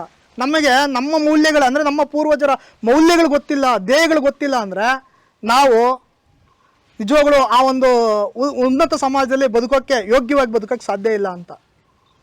ಸೊ ನಿಮಗೆ ಇಲ್ಲಿರುವಂಥ ವೀರಗಲ್ಲುಗಳು ಮತ್ತು ಶಾಸನಗಳ ಬಗ್ಗೆ ನಮ್ಮ ಇತಿಹಾಸ ಅಕಾಡೆಮಿ ಸಂಶೋಧಕರಾದಂಥ ಅಮರೇಶ್ ಅವರು ನಿಮಗೆ ಅದ್ರ ಬಗ್ಗೆ ಸ್ವಲ್ಪ ಮಾಹಿತಿ ಕೊಡ್ತಾರೆ. ಅನಂತರ ದೇವಾಲಯದ ರಚನೆಗಳು, ವಾಸ್ತು, ಇದ್ರ ಬಗ್ಗೆ ನಾನು ನಿಮಗೆ ಮಾಹಿತಿ ಕೊಡ್ತೀನಿ. ಒಳಗಡೆ ಏನಿದೆ, ಅದನ್ನು ಏನಂತಾರೆ, ಈ ವಿಗ್ರಹಗಳು ಯಾವುವು, ಇವೆಲ್ಲ ನಾನು ಮಾಹಿತಿ ಕೊಡ್ತೀನಿ. ಅವರು ಉಳಿದ ಒಂದು ಉಪನ್ಯಾಸವನ್ನು ಮುಂದುವರಿಸ್ತಾರೆ. ವಿದ್ಯಾರ್ಥಿಗಳೇ, ಇದುವರೆಗೂ ಕೂಡ ನಮ್ಮ ಸ್ನೇಹಿತರಾದ ಪವನ್ ಮೋರ್ ಚಕ್ರವರ್ತಿ ಅವರು ಹೇಗೆ ಈ ಊರಿನ ಪರಂಪರೆ, ಈ ಊರಲ್ಲಿ ಹೇಗೆ ಕನ್ನಡ ಪ್ರಾಥಮಿಕ ಶಾಲೆ ಆರಂಭವಾಯಿತು, ಅದು ಹೇಗೆ ತುಂಬ ಪೂರ್ವ ಇತಿಹಾಸವನ್ನು ಹೊಂದಿದೆ ಎಂಬುದನ್ನು ಸಂಕ್ಷಿಪ್ತವಾಗಿ ಹೇಳಿಕೊಟ್ರು. ನಾನು ಉಳಿದ ಭಾಗವಾದಂತಹ ವೀರಗಲ್ಲುಗಳ ವಿಧಗಳು, ಅವುಗಳ ಮಹತ್ವ, ಅವು ಯಾಕೆ ಇತಿಹಾಸದ ಪ್ರಮುಖ ಆಕಾರಗಳು ಎಂಬ ವಿಷಯದ ಬಗ್ಗೆ ಬೆಳಕರ ಚೆಲ್ಲಿಸುವ ಪ್ರಯತ್ನವನ್ನು ಮಾಡ್ತೀನಿ. ನೋಡಿ ವಿದ್ಯಾರ್ಥಿಗಳೇ, ಪ್ರತಿಯೊಂದು ಊರು ಕೂಡ ತನ್ನದೇ ಆದ ಇತಿಹಾಸ, ಪರಂಪರೆ, ಚರಿತ್ರೆ ಹೊಂದಿರುತ್ತೆ. ಈ ಊರಿಗಂತೂ ತುಂಬ ಪ್ರಾಚೀನವಾದಂಥ 900 ವರ್ಷಗಳಕ್ಕಿಂತಲೂ ಹೆಚ್ಚಿನ ಇತಿಹಾಸವನ್ನು ಒಳಗೊಂಡಿದೆ. ಇಂತಹ ಇತಿಹಾಸವನ್ನು ಅಧ್ಯಯನ ಮಾಡಬೇಕಾದ್ರೆ ಶಾಸನಗಳು ಒಂದು ಕಡೆ ಸಹಾಯ ಆದರೂ ಕೂಡ ಇನ್ನೊಂದು ರೀತಿಯಲ್ಲೂ ಕೂಡ ಸ್ಮಾರಕಗಳು ನಮಗೆ ಅತಿ ಹೆಚ್ಚು ಬೆಳಕನ್ನು ಚೆಲ್ತವೆ. ಹಾಗಾದರೆ ಸ್ಮಾರಕಗಳು ಅಂದರೆ ಏನು? ಸ್ಮಾರಕ ಅಂದರೆ ನಾವು ಮೆಮೊರಿ ಆಫ್ ಸ್ಟೋನ್ಸ್ ಅಂತ ಕರಿತೀವಿ ಇಂಗ್ಲೀಷ್ನಲ್ಲಿ, ಸಹಜವಾಗಿ ನೆನೆಸಿಕೊಳ್ಳುವುದಂಥದ್ದು ಮತ್ತು ದೀರ್ಘಕಾಲವಾಗಿ ಉಳಿಯುವಂತಹ ಒಂದು ಪ್ರಮುಖವಾದಂತಹ ಕಟ್ಟಡ ಶೈಲಿ ಅಂತ ಕರಿತೀವಿ ಸ್ಮಾರಕ ಆದರೆ. ಹಾಗಾದರೆ ಇಲ್ಲಿ ಸ್ಮಾರಕ ಶಿಲ್ಪಗಳಂತ ಬರ್ತವೆ ನಮ್ಮ ಇತಿಹಾಸದಲ್ಲಿ. ನಮಗೆ ಇತಿಹಾಸವನ್ನು ರಚಿಸಿಕೊಡಲು ಈ ಸ್ಮಾರಕ ಶಿಲ್ಪಗಳು ಬಹಳ ಸಹಾಯ ಆಗ್ತವೆ. ಅದರಲ್ಲಿ ಬಹಳ ಮುಖ್ಯವಾಗಿದ್ದು ಮೊದಲು ವೀರಗಲ್ಲು ಅಂತ ಬರುತ್ತೆ. ಉದಾಹರಣೆಗೆ ನಿಮ್ಗೆ ಆಲೇ ಪಾಂಪ್ಲೆಟ್ಸ್ ಎಲ್ಲ ಕೊಟ್ಟಿದ್ದೀವಿ, ಅದು ನೋಡಿ ನಿಮಗೆ ಗೊತ್ತಾಗುತ್ತೆ ಒಬ್ಬ ವೀರ ಹೋರಾಟಗಾರ ಹೋರಾಟ ಮಾಡುತ್ತಿರುವಂಥ ದೃಶ್ಯ. ಮತ್ತು ವಿಶೇಷವಾಗಿ ಇಲ್ಲೂ ಕೂಡ ಇದೆ, ನೀವು ಗಮನಿಸ್ಬೋದು. ಈ ಬ್ಯಾನರ್ನಲ್ಲಿ ಒಂದು ವಿಶೇಷವಾದ ಕರ್ನಾಟಕದ ಪ್ರಸಿದ್ಧವಾದಂತಹ ವೀರಗಲ್ಲು, ಎಲ್ಲೂ ಸಿಗಲಾರಂತಹ ವಿಶೇಷವಾದ ವೀರಗಲ್ಲಿದೆ. ಅದನ್ನು ನೀವು ಗಮನಿಸಿ ಸೂಕ್ಷ್ಮವಾಗಿ, ಅದ್ರ ಬಗ್ಗೆ ಹೇಳ್ತಾ ಹೋಗ್ತೀನಿ. ನೋಡಿ, ವೀರಗಲ್ಲು ಅಂದರೆ ಮತ್ತೇನೂ ಅಲ್ಲ, ಪ್ರಾಚೀನ ಕಾಲದಲ್ಲಿ ವೀರರು ಹೋರಾಟ ಮಾಡಿ ತಮ್ಮ ಪ್ರಾಣವನ್ನು ತ್ಯಾಗ ಮಾಡಿ ಸಮಾಜಕ್ಕೋಸ್ಕರ, ಊರಿನ ಉಳಿವಿಗೋಸ್ಕರ ತಮ್ಮ ಪ್ರಾಣವನ್ನು ತ್ಯಾಗ ಮಾಡಿ ಅವರ ನೆನಪಿಗೋಸ್ಕರ ಆಚಿದಂತಹ ಸ್ಮಾರಕಗಳನ್ನೇ ನಾವು ವೀರಗಲ್ಲು ಅಂತ ಕರಿತೀವಿ. ಹಾಗಾದರೆ ವೀರಗಲ್ಲುಗಳಲ್ಲಿ ಯಾವ ರೀತಿ ಭಿನ್ನತೆ ಇದೆ? ಉದಾಹರಣೆಗೆ ಅನೇಕ ಭಿನ್ನತೆಯನ್ನು ನಾವು ಕಾಣಬಹುದು. ಏನಿದೆ? ಮೊದಲಾಗಿ ನಾವು ಗಡಿ ಕಾಳಗ ಅಂತ ಕರಿತೀವಿ. ಏನು ಗಡಿ ಕಾಳಗ ಅಂದರೆ? ಗಡಿ ಅಂದ್ರೆ ಏನು? ಬಾರ್ಡರ್, ಇಂಗ್ಲೀಷ್ನಲ್ಲಿ ಬಾರ್ಡರ್ ಅಂತೀವಿ. ಅಂದರೆ ಪ್ರತಿಯೊಂದು ಊರಿಗೂ ಕೂಡ ತಮ್ಮದೇ ಆದ ಗಡಿ ಇರುತ್ತಾ? ಪ್ರತಿಯೊಂದು ಗಡಿ ಇರುತ್ತೆ. ಹಾಗಾಗಿ ಗಡಿಯನ್ನು ಉಳಿಸಿಕೊಳ್ಳೋಕ್ಕೋಸ್ಕರ ಇಂದಿನ ಕಾಲದಲ್ಲಿ ಗಲಾಟೆ ಆಗ್ತಾ ಇದ್ವು. ಅದನ್ನು ನಾವು ಗಡಿ ಕಾಳಗ ಅಂತ ಕರಿತೀವಿ ವಿಶೇಷವಾಗಿ. ಇದೊಂದು ರೀತಿಯಾದಂತಹ ಸ್ಮಾರಕ ಶಿಲ್ಪ. ಅಲ್ಲಿ ಗಡಿಯ ಶಿಲ್ಪ ಹಾಕಿರೋದಿಲ್ಲ, ಬಟ್ ಹೋರಾಟ ಮಾಡುವಂಥ ಶಿಲ್ಪಗಳನ್ನು ನಾವು ಕಾಣ್ತೀವಿ, ಗುರುತಿಸ್ತೀವಿ. ಇದು ಸಹಜವಾಗಿ ಕಂಡು ಬರುವಂಥದ್ದು. ಇನ್ನೊಂದು ಬಹಳ ಮುಖ್ಯವಾಗಿ ತುರ್ಗೋಳ್ ಶಿಲ್ಪ ಅಂತ ಕರಿತೀವಿ. ಏನು ತುರ್ಗೋಳ್ ಅಂದರೆ? ಯಾರು ಕೇಳಿದ್ರಿ ಈ ಪದ? ತುರ್ಗೋಳ್ ಅಂದರೆ? ತುರ್ಗೋಳ್ ಅಂದರೆ ಹಸುಗಳು. ಹಸುಗಳು ಯಾಕೆ ಪ್ರಸಿದ್ಧ? ಸಮೃದ್ಧಿಯ ಸಂಕೇತ, ಗೋಮಾತೆ. ಹಾಗಾಗಿ ಪ್ರಾಚೀನ ಕಾಲದಿಂದಲೂ ಕೂಡ ಭಾರತ ಈ ಸಂಸ್ಕೃತಿಯನ್ನು ನಂಬ್ಕೊಂಡು ಬಂದಿದೆ. ಹಾಗಾಗಿ ಹಿಂದೆ ಏನಾಗ್ತಾ ಇತ್ತಂದ್ರೆ ಹಸುಗಳನ್ನ ಬಹಳ ಮುಖ್ಯವಾಗಿ ಆಕ್ರಮಣ ಮಾಡ್ತಾ ಇದ್ರು. ಆ ಸಂದರ್ಭದಲ್ಲೂ ಕೂಡ ಅನೇಕ ವೀರರು ಕೂಡ ಹೋರಾಟ ಮಾಡಿ ಪ್ರಾಣ ತ್ಯಾಗ ಮಾಡಿರ್ತಾರೆ. ಅದನ್ನು ನಾವು ಬಹಳ ಮುಖ್ಯವಾಗಿ ತುರುಗೋಳ್ ಅಂತ ಕರಿತೀವಿ. ಏನಂತ ಕರಿತೀವಿ? ಯಾಕೆ ತುರುಗೋಳ್ ಅಂತ ಕರಿತೀವಿ? ಹಸುಗಳನ್ನ ಸಂರಕ್ಷಣೆ ಮಾಡೋಂಥದ್ದು. ಬೇರೆ ಬಂದು ಈಗ ಯಾಕಂದ್ರೆ ಹಸುಗಳು ಸಮೃದ್ಧ ಸಂಕೇತ, ಹಾಗಾಗಿ ಅವುಗಳನ್ನ ಆಕ್ರಮಣ ಮಾಡಕ್ ಬರ್ತಾರೆ ಬೇರೆ ಕಡೆಯಿಂದ. ಹಾಗಾಗಿ ಅವರ ವಿರುದ್ಧ ಹೋರಾಟ ಮಾಡಿ ಪ್ರಾಣ ತ್ಯಾಗ ಮಾಡಿರ್ತಾರೆ. ಆಗ ಆ ವೀರನ ಶಿಲ್ಪವನ್ನು ಇಳಿಸಿರ್ತಾರೆ, ಹಸುಗಳ ಶಿಲ್ಪಗಳನ್ನು ಕೂಡ ಇಳಿಸಿರ್ತಾರೆ. ಹಾಗಾಗಿ ಇದನ್ನ ತುರುಗೋಳ್ ಅಂತ ಕರಿತೀವಿ. ಈ ರೀತಿ ಶಿಲ್ಪಗಳನ್ನು ಬಹುತೇಕವಾಗಿ ಎಲ್ಲ ಕಡೆನೂ ನಾವು ಕಾಣ್ತೀವಿ. ನಿಮ್ಮ ಊರುಗಳ ಸುತ್ತಮುತ್ತಲೂ ಇರ್ತವೆ, ನೀವು ಅವನ್ನ ಗಮನಿಸಬೇಕು ಬಹಳ ಮುಖ್ಯವಾಗಿ. ಇದು ಒಂದು ರೀತಿ ಶಿಲ್ಪ. ಇನ್ನೊಂದು ಬಹಳ ಮುಖ್ಯವಾದ ಇನ್ನೊಂದು ಶಿಲ್ಪ ಅಂದರೆ ಪೆಣ್ ಬೂಯಲ್ ಅಂತ ಬರುತ್ತೆ. ಎಲ್ಲರೂ ಕೇಳಿದ್ರಿ ಪದ? ಪೆಣ್ ಬೂಯಲ್. ಪೆಣ್ ಬೂಯಲ್ ಅಂದ್ರೆ ಮತ್ತೇನು ಇಲ್ಲ. ಪೆಣ್ ಅಂದ್ರೆ ಏನು? ಪೆಣ್ ಅಂದ್ರೆ ಏನು? ಹಳೆಗನ್ನಡದಲ್ಲಿ ಹೆಣ್ಣು. ಹಾಗಾಗಿ ಹೆಣ್ಣುಗಳ ಮಾನ ರಕ್ಷಣೆಗಾಗಿ ಹಿಂದೆ ದೊಡ್ಡ ದೊಡ್ಡ ದಂಡನಾಯಕರು, ಸಾಮಂತರು ಇವರೆಲ್ಲರೂ ಕೂಡ ಹೋರಾಟವನ್ನು ಮಾಡ್ತಾ ಇದ್ರು. ಹಾಗಾಗಿ ಮಹಿಳೆಯರ ಮಾನ ರಕ್ಷಣೆಗಾಗಿ ಹೋರಾಟ ಮಾಡಿದ ಅನೇಕ ನಾಯಕರ ಶಿಲ್ಪಗಳನ್ನ ವೀರಗಲ್ಲಲ್ಲಿ ಕೆತ್ತಾ ಇದ್ರು. ಅದನ್ನು ನಾವು ಪೆಣ್ ಬೂಯಲ್ ಅಂತ ಕರಿತೀವಿ. ಏನಂತ ಕರಿತೀವಿ? ಪೆಣ್ ಬೂಯಲ್ ಅಂದ್ರೆ ಏನು?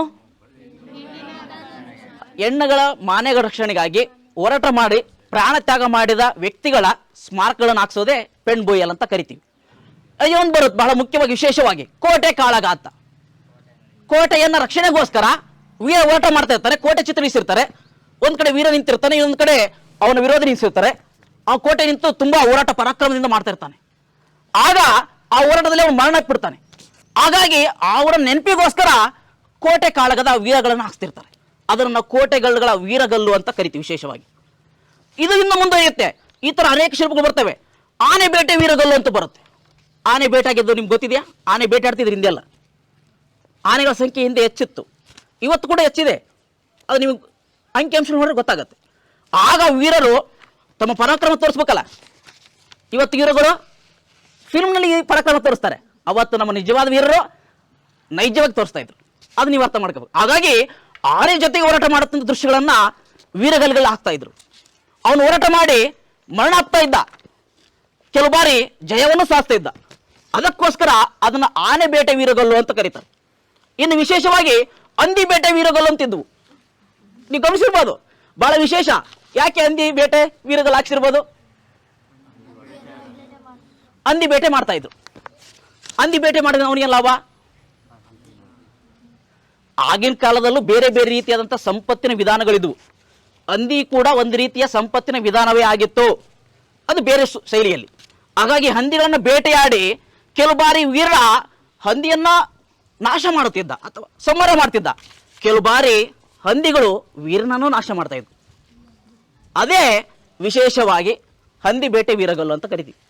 ಕೆಲವು ಬಾರಿ ಆವಿ ಬೇಟೆ ವೀರಗಲ್ಲು ಇವೆ. ಅದರ ಬಗ್ಗೆ ಇನ್ನು ಸಂಶೋಧಕರು ಪರಿಪೂರ್ಣವಾಗಿ ಅಧ್ಯಯನ ನಡೆಸ್ತಾ ಇದ್ದಾರೆ. ಇನ್ನು ಕೂಲಂಕಷವಾಗಿ ನಡಿಬೇಕಾಗಿದೆ. ನೋಡೋಣ ಅವ್ರ ಬಗ್ಗೆ ಮುಂದೆ ಬಹಳ ವಿಷಯ. ಇನ್ನೊಂದು ಮುಂದೆ ಹೇಳೋಣ. ಇಲ್ಲಿ ಮಾಸ್ತಿಗಲ್ಲು ಅಂತ ಕರಿತೀವಿ. ವಿಶೇಷವಾಗಿ ಇಲ್ಲಿ ಶಿಲ್ಪಗಳಿವೆ, ಅವುಗಳು ನಾನು ಅಲ್ಲೇ ತೋರಿಸ್ಬಿಟ್ಟು ನಿಮ್ಗೆ ಎಕ್ಸ್ಪ್ಲೈನ್ ಮಾಡ್ತೀನಿ. ಇನ್ನಷ್ಟು ನಿಮಗೆ ಬಹಳಷ್ಟು ವಿಷಯಗಳು ಗೊತ್ತಾಗ್ತವೆ. ಏನು ಮಾಸ್ತಿಗಲ್ಲು ಅಂದರೆ, ಬಹಳ ವಿಶೇಷವಾಗಿ ಪ್ರಾಚೀನ ಕಾಲದಲ್ಲಿ ಮಹಿಳೆಯರಿಗೆ ಮಹತ್ವವನ್ನು ಕೊಟ್ಟಿದ್ವಿ ನಾವು. ಮಹಿಳೆಯನ್ನ ಮಾತೃದೇವತೆ ಅಂತ ಕರಿತಿದ್ವಿ. ನಿಮಗೆಲ್ಲ ಗೊತ್ತು, ಭಾರತದಲ್ಲಿ ಮಹಿಳೆಯರಿಗೆ ಕೊಟ್ಟಷ್ಟು ಸ್ಥಾನಮಾನ ಇನ್ನೆಲ್ಲೂ ಕೊಡೋಕ್ಕಾಗಿಲ್ಲ. ಅಷ್ಟರ ಮಟ್ಟಿಗೆ ಶ್ರೀಮಂತವಾಗಿ ಗುರುತಿಸೋದ್ರಿಂದ ಈಗಲೂ ಕೂಡ ಆ ಪರಂಪರೆ ಹಾಗೆ ಮುಂದುವರಿತಿದೆ. ಹಾಗಾಗಿ ಇಲ್ಲಿ ಮಾಸ್ತಿಗಲ್ಲು ಅಂದ್ರೆ ಏನು? ವೀರನು ಮರಣ ಅಪ್ಪಿರ್ತಾನೆ. ವೀರ ಮರಣ ಅಪ್ಪಿದ ಮೇಲೆ ಇಲ್ಲಿ ಮಹಿಳೆ ಆದವಳು ಕೂಡ ಅವನೊಂದಿಗೆ ಸತಿ ಹಾಕ್ತಾಳೆ. ಅದನ್ನು ನಾವು ಬಹಳ ಮುಖ್ಯವಾಗಿ ಮಾಸ್ತಿಗಲ್ಲು ಅಂತ ಕರಿತೀವಿ. ಅವಳ ನೆನಪಿಗೋಸ್ಕರ ಹಾಕ್ತಾರೆ. ಅಲ್ಲಿ ಎರಡು ಥರ ವಿಧಾನ ಬರ್ತೇವೆ ಮಾಸ್ತಿಗಲ್ಲಲ್ಲಿ. ಒಂದು ಅನುಗಮನ, ಒಂದು ಸಹಗಮನ.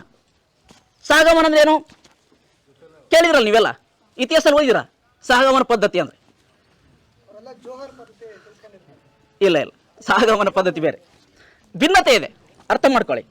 ಹಿಂದೆ ವೀರ ಹೋರಾಟಗಾರರು ಪ್ರತಿಯೊಂದು ಊರಲ್ಲಿ ಗಾವಂಡ್ರು, ಸ್ಥಳೀಯ ನಾಯಕರು, ನಿಮ್ಮೂರಲ್ಲೂ ಕೂಡ ನಿಮ್ಮ ಹಳ್ಳಿಯಲ್ಲೂ ಕೂಡ ಅನೇಕ ಹೋರಾಟಗಾರಿದ್ರು. ಅವರು ರಾಜನ ಪರವಾಗಿ ಹೋರಾಟ ಮಾಡಕ್ಕೆ ಹೋಗಿರ್ತಾರೆ ಒಂದೆಲ್ಲ ಪ್ರದೇಶದಲ್ಲಿ, ಗಡಿ ಪ್ರದೇಶದಲ್ಲಿ. ಆಗ ಅವರು ವೀರಮರಣ ಅಪ್ಪಿಬಿಡ್ತಾರೆ. ಆಗ ಹೆಂಡತಿ ಆದವಳು ಇಲ್ಲಿರ್ತಾಳೆ, ಈ ಊರಲ್ಲಿ ಇರ್ತಾಳೆ. ಹಾಗಾಗಿ ಏನು ಮಾಡಬೇಕು? ಕೆಲವು ಬಾರಿ ರಕ್ಷಣೆ ಇಲ್ಲದೋ ಅಥವಾ ಅವನ ನೆನಪಿಗೋಸ್ಕರವೋ ಅವನಷ್ಟೇ ನಾನು ಪರಾಕ್ರಮವ ತೋರಿಸೋ ದೃಷ್ಟಿಯಿಂದಲೋ ಅವಳು ಕೂಡ ಅವನು ನೆನಪಿಗೋಸ್ಕರ ಇಲ್ಲಿ ಅವಳು ಮಹಾಸತಿ ಆಗ್ತಾಳೆ, ಚಿತೆಗೆ ಏರ್ತಾಳೆ. ಇದನ್ನು ಮಹಾಸತಿ ಅಂತ ಕರಿತೀವಿ.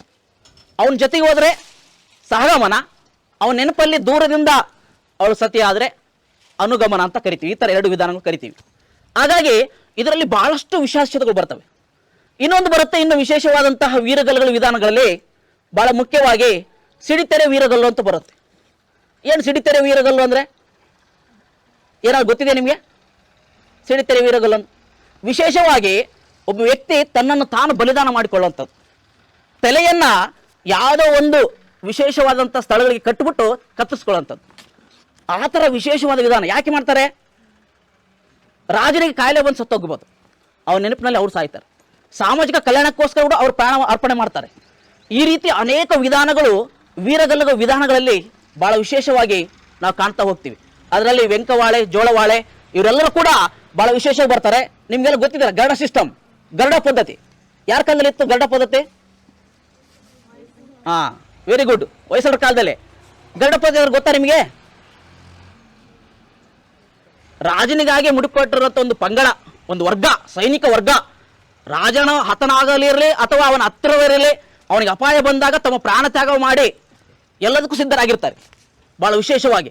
ಅದನ್ನು ಗರುಡ ಪದ್ಧತಿ ಅಂತ ಕರಿತೀವಿ. ಇನ್ನು ಹಿಂದೆ ಎಲ್ಲ ಯಾವ ರೀತಿಯಾದ ವ್ಯವಸ್ಥೆ ಇತ್ತು, ಕ್ರಮಬದ್ಧತೆ ಇತ್ತು, ಯಾವ ರೀತಿಯಾಗಿ ಈ ಪರಂಪರೆ, ಆಡಳಿತ, ಸೈನ್ಯ ವ್ಯವಸ್ಥೆ ಒಂದು ಅಧೀನದಲ್ಲಿತ್ತು ಎಂಬುದನ್ನು ಈ ವೀರಗಲ್ಲುಗಳು ಚರಿತ್ರೆಯನ್ನು ನಿರ್ಮಾಣ ಮಾಡೋಕ್ಕೆ ಬಹಳಷ್ಟು ಸಹಾಯ ಆಗ್ತವೆ. ಹಾಗಾದ್ರೆ ವೀರಗಲ್ಲನ್ನು ಯಾಕೆ ಹಾಕ್ಸ್ತಾ ಇದ್ರು ಎಂಬ ಪ್ರಶ್ನೆ ಬರುತ್ತೆ. ವೀರಗಲ್ಲುಗಳು ಯಾಕೆ ಹಾಕ್ಸ್ತಿದ್ರು ಅಂದ್ರೆ ಆ ಪರಂಪರೆಯನ್ನು ನೋಡಿ ಮುಂದಿನ ಪರಂಪರೆ ಬರ್ಬೇಕಲ್ಲ, ಆ ವೀರನ ಹೋರಾಟ ರಕ್ತ ಪರಾಕ್ರಮ ಮುಂದಿನ ಜನ ತಿಳಿಸ್ಬೇಕಲ್ಲ, ಅದೊಂದು ದೃಷ್ಟಿ. ಮತ್ತೆ ಅವನು ದೈವ ಸಂಕೇತವಾಗಿ ಈಗಲೂ ಕೂಡ ಪೂಜೆ ಮಾಡ್ತಾರೆ. ನೀವು ಹಳ್ಳಿಗಳು ಈಗಲೂ ಕೂಡ ಪೂಜೆ ಮಾಡೋ ನೋಡ್ಬೋದು ನೀವು. ಅನೇಕ ಗ್ರಾಮಗಳಲ್ಲಿ ಗುಡಿಯನ್ನೇ ಕಟ್ಟಿಸ್ಬಿಟ್ಟಿದ್ದಾರೆ. ಈ ರೀತಿ ವಿಶೇಷತೆ ಇರುತ್ತೆ. ಮತ್ತೆ ಒಂದು ಸಂಸ್ಕೃತಿಯನ್ನು ಉಳಿಸ್ಕೊಳ್ಳೋದು ನಮ್ಮ ಪರಂಪರೆ ಎಂದಿಂದಲೂ ಬಂದಿರುವಂಥದ್ದು. ಅದಕ್ಕೋಸ್ಕರ ಆ ವೀರಗಳನ್ನು ಹಾಕ್ಸಿ ಅವರನ್ನು ಸ್ಮರಣೆ ಮಾಡೋಂಥದ್ದು, ಮುಂದೆ ಆ ಜನಾಂಗಕ್ಕೆ ಪ್ರೇರಣೆ ಆಗಲಂಬ ಕಾರಣಕ್ಕೋಸ್ಕರ ವೀರಗಲ್ಲುಗಳನ್ನು ಹಾಕ್ಸ್ತಾ ಇರ್ತಾರೆ.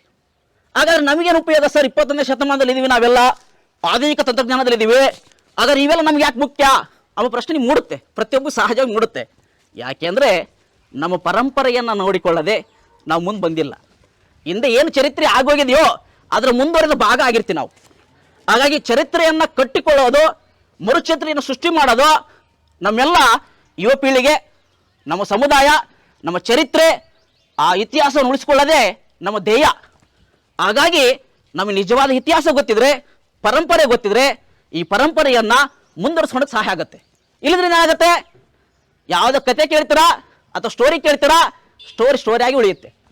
ನಿಜವಾದ ಸತ್ಯ ಏನು, ನಮ್ಮ ಊರಿನ ಚರಿತ್ರೆ ಏನು, ಯಾಕೆ ದೇವಾಲಯ ಕಟ್ಟಿಸ್ತಾ ಇದ್ರು, ಇವೆಲ್ಲವೂ ಬಹಳ ವಿಶೇಷವಾದ ಚರಿತ್ರೆಗಳು.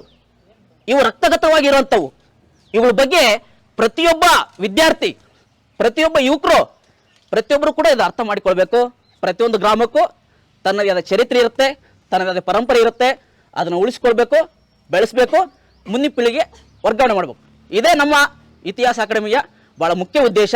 ಅದಕ್ಕೋಸ್ಕರ ನಮಗೆ ಸಾಧ್ಯವಾದಷ್ಟು ನಮ್ಮ ಚರಿತ್ರೆಯನ್ನು ತಿಳಿಸುವ, ನಿಮ್ಮ ಗ್ರಾಮದ ಚರಿತ್ರೆ ತಿಳಿಸುವ, ವೀರ ಪರಂಪರೆ ಉಳಿಸುವ ಪ್ರಯತ್ನವನ್ನು ನಮ್ಮ ಅಕಾಡೆಮಿಯಿಂದ ಪ್ರತಿ ವರ್ಷ ಮಾಡ್ತಾ ಇದ್ದೀವಿ.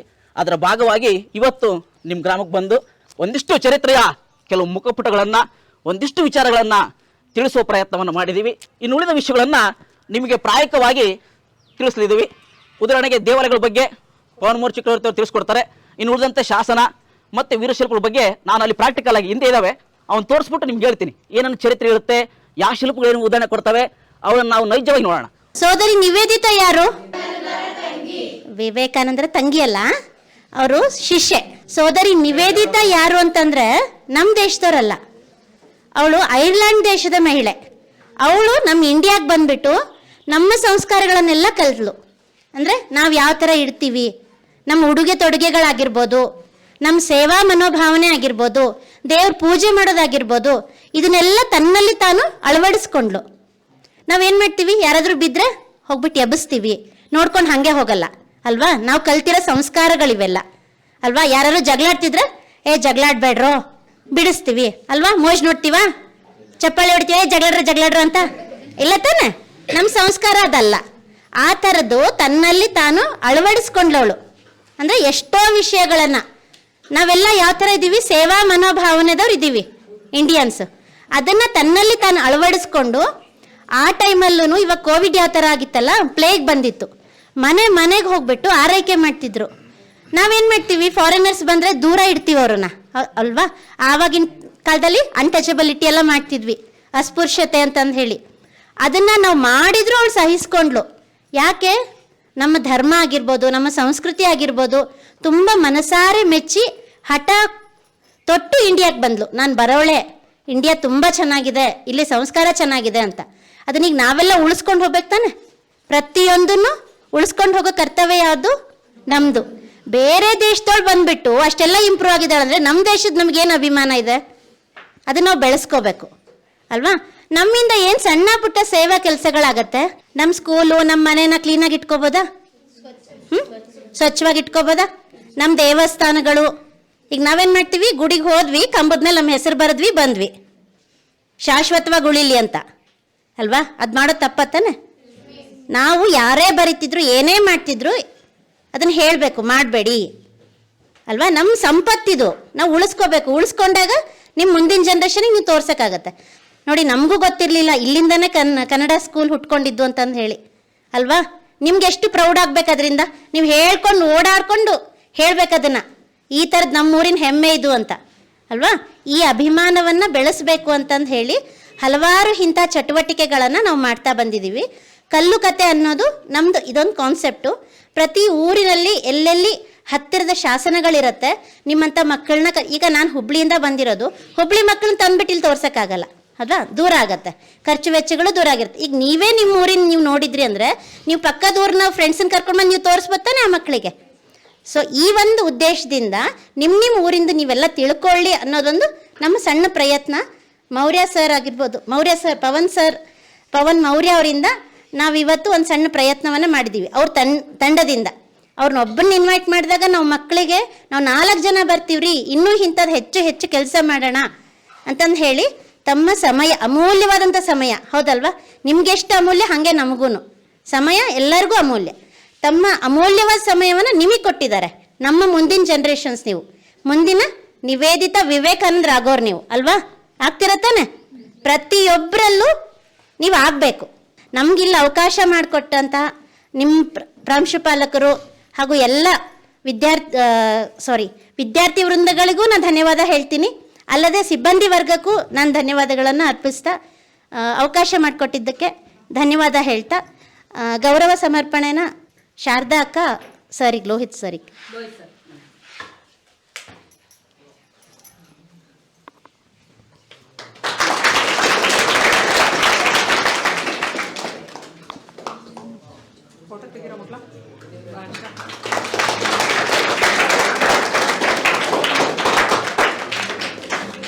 ಮೈಸೂರಿಂದ ಪವನ್ ಸರ್ ಬಂದಿದ್ದಾರೆ, ಅವರಿಗೊಂದು ಗೌರವ ಸಮರ್ಪಣೆನ ಕೊಡಬೇಕು ಅಂತ.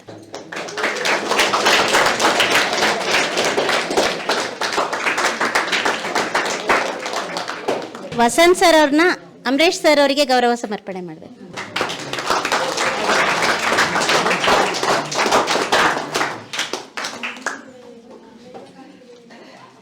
ಹರೀಶ್ ಸರ್ ಅವರು ಡಾಕ್ಟರ್ ಯುವರಾಜ್ ಸರ್ ಅವರಿಗೆ ಗೌರವ ಸಮರ್ಪಣೆ ಮಾಡಬೇಕು.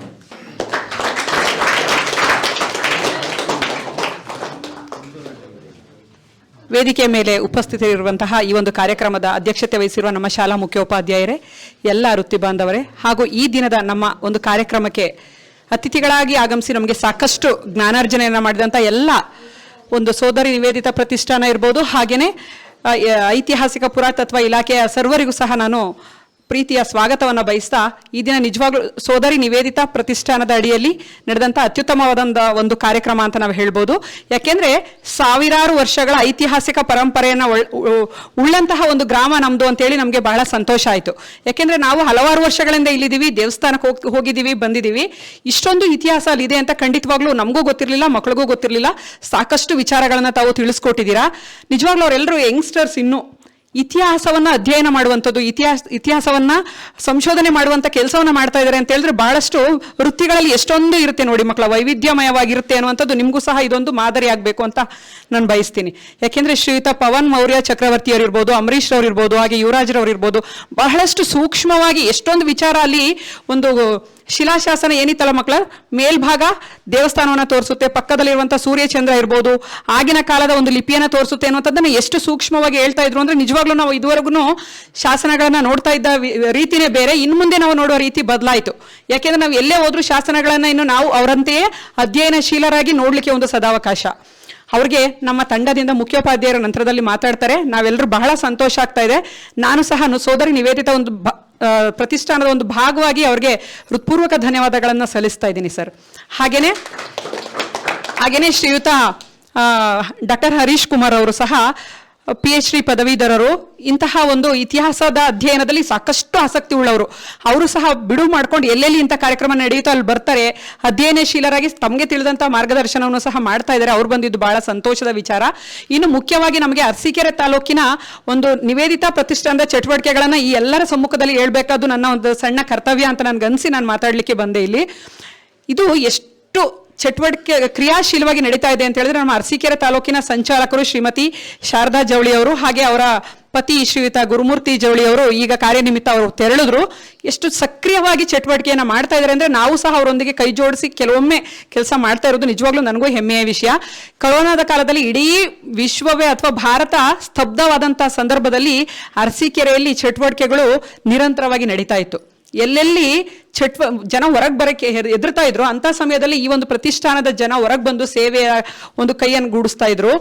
ನಾವೆಲ್ಲರೂ ಸಹ ಭಯ ಪಟ್ಕೊಂಡು ಮನೇಲಿ ಇದ್ದಾಗ ತಮ್ಮ ಜೀವದ ಹಂಗನ್ನ ತೊರೆದು ಹೋರಾಡಿದವರು ಆಂಬುಲೆನ್ಸ್ ಚಾಲಕರು ಮಕ್ಕಳ, ಹೌದಲ್ವಾ? ಅಂಥವ್ರನ್ನ ಗುರುತಿಸಿ ಗೌರವಿಸುವ ಕೆಲಸವನ್ನು ನಮ್ಮ ಪ್ರತಿಷ್ಠಾನ ಅವಾಗ ಮಾಡ್ತು. ನಾವೆಲ್ಲರೂ ಸರ್ಕಾರಿ ಆಸ್ಪತ್ರೆಗೆ ತೆರಳಿ ಅವ್ರಿಗೆ ಗೌರವ ಸಮರ್ಪಣೆ ಮಾಡಿದ್ವಿ. ಎಷ್ಟು ಸಂತೋಷ ಪಟ್ಟರವರೆಲ್ಲ ಅಂದರೆ, ನಾವು ಎಷ್ಟೋ ಸಲ ಡಾಕ್ಟರ್ಗಳಿಗೆ ಮನ್ನಣೆ ಕೊಡ್ತೀವಿ, ದಾದಿಯರಿಗೆ ಮನ್ನಣೆ ಕೊಡ್ತೀವಿ, ಆದರೆ ಎಲ್ಲ ರೋಗಿಗಳನ್ನು ಒಳಗೆ ಕರ್ಕೋಬೇಕು, ಅವರನ್ನ ಹಾಸ್ಪಿಟ್ಲ್ ವಾರ್ಡ್ಗೆ ಶಿಫ್ಟ್ ಮಾಡಬೇಕು, ಈ ಎಲ್ಲ ಕೆಲಸವನ್ನು ತುಂಬ ಹತ್ರದಿಂದ ಆ ರೋಗಿಗಳಿಗೆ ಮಾಡ್ತಾ ಇರ್ತಾರೆ. ಅವ್ರು ನಮ್ಮ ಗಮನಕ್ಕೆ ಬಂದಿರೋದಿಲ್ಲ. ಅಂಥವ್ರನ್ನ ಗೌರವಿಸುವ ಕೆಲಸ, ನಾಡಿಗೋಸ್ಕರ ಎಲ್ಲರನ್ನ ಪ್ರಾರ್ಥಿಸುವ ಕೆಲಸವನ್ನು ಮಾಡಿದಂಥ ಅರ್ಚಕರನ್ನ ಗೌರವಿಸುವ ಕೆಲಸ ಮಾಡಿದ್ವಿ. ಹಾಗೆಯೇ ಎಷ್ಟೋ ಮನೆಗಳಲ್ಲಿ ಏನು ತಾಯಿ ತನ್ನ ಮಡಿಲಿನಲ್ಲಿ ಹಸುಗಂಧನನ್ನು ಒಳಗೊಂಡಿರುವಂಥ ಸಂದರ್ಭದಲ್ಲಿ ಆಕೆಗೆ ನಾವು ಏನು ಮಾಡ್ತೀವಿ, ಆರತಿಯನ್ನು ಮಾಡುವಂಥ ಕೆಲಸ ನಡೀತಾ ಇರುತ್ತೆ. ಕೆಲವೊಂದು ಕುಟುಂಬಗಳಲ್ಲಿ ಅಂಥದ್ದನ್ನು ಮಾಡೋದು ಸಾಧ್ಯ ಆಗೋದಿಲ್ಲ. ಆ ಹೆಣ್ಮಗುಗೂ ಆಸೆ ಇರುತ್ತೆ. ಅವಳ ಆಸೆ ಈಡೇರಿದ್ರೆ ಒಂದು ಆರೋಗ್ಯವಂತ ಮಗುವಿನ ಜನನಕ್ಕೆ ಕಾರಣ ಆಗ್ಬೋದು. ಇಂಥ ಒಂದು ಒಳದೃಷ್ಟಿಯನ್ನು ಸಹ ನಾವು ಇಟ್ಕೊಂಡು ಹೆಣ್ಣಿನ ಮನಸ್ಸನ್ನು ಅರ್ಥ ಮಾಡಿಕೊಂಡು ಆ ಒಂದು ಗರ್ಭಿಣಿ ಸ್ತ್ರೀಯರನ್ನ ಸೀತಾ ಸೀಮಂತ ಅನ್ನುವಂಥ ಹೆಸರಿನಲ್ಲಿ ಗೌರವಿಸುವ ಕೆಲಸವನ್ನು ಸಹ ನಾವು ಮಾಡಿದ್ವಿ. ಹಾಗೆಯೇ ಸ್ವಚ್ಛ ಮನಸ್ಸು ಅನ್ನುವಂಥ ಒಂದು ಶೀರ್ಷಿಕೆ ಅಡಿಯಲ್ಲಿ ದೇವಸ್ಥಾನ ಸುತ್ತಮುತ್ತ ಇರುವಂತಹ ದೇವಸ್ಥಾನಗಳಿಗೆ ಹೋಗಿ ಅಲ್ಲಿರುವಂಥ ನಿಮ್ಮಂಥ ಪುಟ್ಟ ಮಕ್ಕಳನ್ನ ಒಂದುಗೂಡಿಸ್ಕೊಂಡು ಅವ್ರಿಗೆ ಕತೆ ಹೇಳುವಂಥದ್ದು ಇರ್ಬೋದು, ದೇವರ ನಾಮನಗಳನ್ನು ಹೇಳುವಂಥದ್ದು, ಪುಟ್ಟ ಕ್ರಿಯಾಶೀಲ ಆಟಗಳನ್ನು ಆಡಿಸುವಂಥದ್ದು, ಇದನ್ನೆಲ್ಲವನ್ನು ನಾವು ಪ್ರತಿ ವಾರವೂ ಸಹ ಅವ್ರ ಜೊತೆಗೆ ಹೋಗಿ ನಾವು ಮಾಡಿ ಬರ್ತಾ ಇದ್ವಿ ಮಕ್ಕಳ. ಈ ಚಟುವಟಿಕೆ ಈಗಲೂ ಸಹ ನಿಂತಿಲ್ಲ, ನಿರಂತರವಾಗಿ ನಡೀತಾ ಇದೆ. ಇದು ನಮ್ಮೂರಿನಲ್ಲಿ ನಡೀತಾ ಇರೋದು 3ನೇ ಕಾರ್ಯಕ್ರಮ, ಕಲ್ಲು ಕತೆ ಅಂತೇಳಿ. ಕಲ್ಲಿನಲ್ಲಿ ಸಾಕಷ್ಟು ಕತೆ ಇರುತ್ತೆ, ಇತಿಹಾಸ ಇರುತ್ತೆ ಅನ್ನೋದು ನಾವು ತಿಳ್ಕೊಂಡ್ವಿ. ಶಿವಾಲಯದಲ್ಲಿ ತುಂಬಾ ಚೆನ್ನಾಗಿ ನಡೆದಿತ್ತು, ಕರ್ಗುಂದ ಗ್ರಾಮದಲ್ಲಿ ನಡೆದಿತ್ತು. ಈಗ ಮುರುಂಡಿಯಲ್ಲೂ ಸಹ ಬಹಳ ಯಶಸ್ವಿ ಕಾರ್ಯಕ್ರಮವನ್ನು ಅವರು ಮಾಡಿದ್ದಾರೆ. ಮುಂದಿನ ದಿನಗಳಲ್ಲೂ ಈ ನಿವೇದಿತ ಪ್ರತಿಷ್ಠಾನ ರಾಜ್ಯಕ್ಕೆ ಮಾದರಿ ಆಗಬೇಕು ಅಂತೇಳಿ ನಾನು ಆಶಿಸ್ತಾ ಅವ್ರಿಗೂ ಸಹ ಅಭಿನಂದನೆ ಸಲ್ಲಿಸ್ತೀನಿ. ಹಾಗೆ ರಾಜ್ಯ ಸಂಚಾಲಕರಾದಂಥ ಶ್ರೀಮತಿ ಶ್ರೀನಿಧಿಯವರು, ಹುಬ್ಬಳ್ಳಿಯವರು, ಅವರು ಸಹ ಈಗ ಇತ್ತೀಚೆಗಷ್ಟೇ ಅಧಿಕಾರವನ್ನು ವಹಿಸ್ಕೊಂಡು ಬಹಳ ಸಕ್ರಿಯವಾಗಿ ಕೆಲಸವನ್ನು ಮಾಡ್ತಾ ಇದ್ದಾರೆ. ಅವ್ರಿಗೂ ಸಹ ಹೃತ್ಪೂರ್ವಕ ಧನ್ಯವಾದಗಳು. ಹಾಗೇನೆ ಕುಮಾರಿ ವಿದ್ಯಾರವರು, ನೀವು ಅವ್ರನ್ನೆಲ್ಲ ಗಮನಿಸಿರ್ಬೋದು, ಎಷ್ಟು ಆಸಕ್ತಿ ಉಳ್ಳವರು ಅಂತ ಹೇಳಿದ್ರೆ ಎಲ್ಲೇ ಕಾರ್ಯಕ್ರಮ ನಡೀಲಿ ಹೋಗ್ತಾರೆ, ತಮ್ಮ ಕೈಲಾದ ಚಟುವಟಿಕೆಗಳನ್ನು ಬಹಳ ಆಸಕ್ತಿಯಿಂದ ಕರೀತಾರೆ, ಮಾಡ್ತಾರೆ, ಬೆರೀತಾರೆ. ಇದು ಬಹಳ ಸಂತೋಷದ ವಿಷಯ. ವಿದ್ಯಾರನ್ನ ನೋಡಿದ್ರೆ ನಿಜವಾಗ್ಲೂ ನಮಗೂ ಸಹ ಒಂದೆಡೆ ನಾವು ಮಾಡುವ ಕೆಲಸ ಕಡಿಮೆ ಆಯ್ತೇನೋ ಅಂತ ಹೇಳಿ ಅನ್ಸುತ್ತೆ. ಅಷ್ಟು ಕ್ರಿಯಾಶೀಲ ಹುಡುಗಿ ಆಕೆ. ಇದು ನಿಜವಾಗ್ಲೂ ಬಹಳ ಹೆಮ್ಮೆ. ನಮ್ಮ ಈ ಒಂದು ಸೋದರಿ ನಿವೇದಿತದ ಕಾರ್ಯಗಳು ಸದಾ ನಿರಂತರವಾಗಿ ಹೀಗೆ ನಡೀತಾ ಇರಲಿ. ಈ ಒಂದು ಸಂದರ್ಭ ನಮಗೆ ಒದಗಿಸಿಕೊಟ್ಟಿದ್ದಕ್ಕೆ ಪ್ರತಿಷ್ಠಾನಕ್ಕಾಗಿರ್ಬೋದು, ಹಾಗೆಯೇ ಕರ್ನಾಟಕ ಇತಿಹಾಸ ಇಲಾಖೆ, ಪುರಾತತ್ವ ಇಲಾಖೆಯ ಎಲ್ಲರಿಗೂ ಸಹ ನಾವು ಹೃತ್ಪೂರ್ವಕ ಧನ್ಯವಾದಗಳನ್ನು ಈ ಸಂದರ್ಭದಲ್ಲಿ ನಮ್ಮ ಶಾಲೆಯ ಪರವಾಗಿ ಅರ್ಪಿಸ್ತಾ ಇದ್ದೇವೆ. ಧನ್ಯವಾದಗಳು.